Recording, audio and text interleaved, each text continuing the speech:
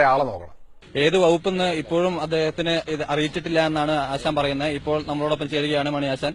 ഇപ്പോൾ phone അഭിനന്ദന സന്ദേശങ്ങളുമായി phone കോളുകൾ വരുന്നു. മണിയാശാൻ കഴിഞ്ഞ ദിവസം ഇവിടുന്ന് പോയപ്പോ MLA ആയിരുന്നു. ഹലോ, മണിയാശാൻ കഴിഞ്ഞ ദിവസം ഇവിടുന്ന് പോയപ്പോ MLA ആയിരുന്നു. തിരിച്ചെത്തിയത് മന്ത്രിയായിട്ടാണ്. എങ്ങനെയാണ് എങ്ങനെ മന്ത്രിയാവാൻ പോവാണ്? എന്താണ് പ്രധാന തീരുമാനങ്ങളൊക്കെ?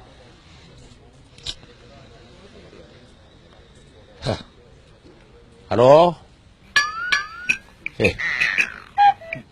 ആശാനെ എങ്ങനെയാണ് മന്ത്രിയായിട്ട് ഇപ്പൊ ചുമതലയേൽക്കുന്നു, നാളെ സത്യപ്രതിജ്ഞ, എങ്ങനെയാണ് ആ ഫീലിംഗ്? എങ്ങനെയാണ്?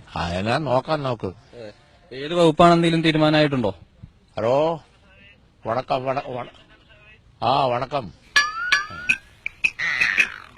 തീർച്ചയായും ഇപ്പോൾ ഫോൺ സന്ദേശങ്ങൾ വന്നുകൊണ്ടിരിക്കുകയാണ്. രാജേന്ദ്രൻ MLA ആണ് ഇപ്പോൾ വിളിച്ചിരിക്കുന്നത്.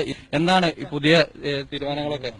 ആൾക്കാരൊക്കെ വന്ന് നിവേദനമൊക്കെ തരുന്നു. വൈദ്യുതി മന്ത്രിയാണെന്നൊക്കെ അവര്. വൈദ്യുതി മന്ത്രിയാണെന്ന് ആര് പറഞ്ഞു? അപ്പൊ ഏത് വകുപ്പായാലും ഒരു കൈ നോക്കാനുള്ള പരിപാടിയാണ്. പിന്നല്ലേ, പ്രത്യേകിച്ചും ഇപ്പോ നിലവില് തിരുവനന്തപുരത്ത് പോയതിനു ശേഷം ഇവിടെ സെക്രട്ടേറിയറ്റ് അംഗമായിരുന്നു, കൂടാതെ കർഷക സംഘം പ്രസിഡന്റ് ഒക്കെയായിരുന്നു. അപ്പൊ പ്രധാനമായിട്ടും ഇവിടുത്തെ കാർഷിക പ്രശ്നങ്ങൾക്കായിരിക്കും പരിഹാരം കാണാനുള്ള പ്രധാന ദൌത്യം. കാർഷിക പ്രശ്നമുണ്ട്. പിന്നെ ഏത് വകുപ്പാണോ ആ വകുപ്പിനകത്തെ പ്രശ്നം നോക്കണ്ടേ? അവിടുത്തെ കാര്യങ്ങൾ എങ്ങനെയായിരിക്കും? നാളെ തന്നെ തിരിച്ചു വരുക എങ്ങനെയാ?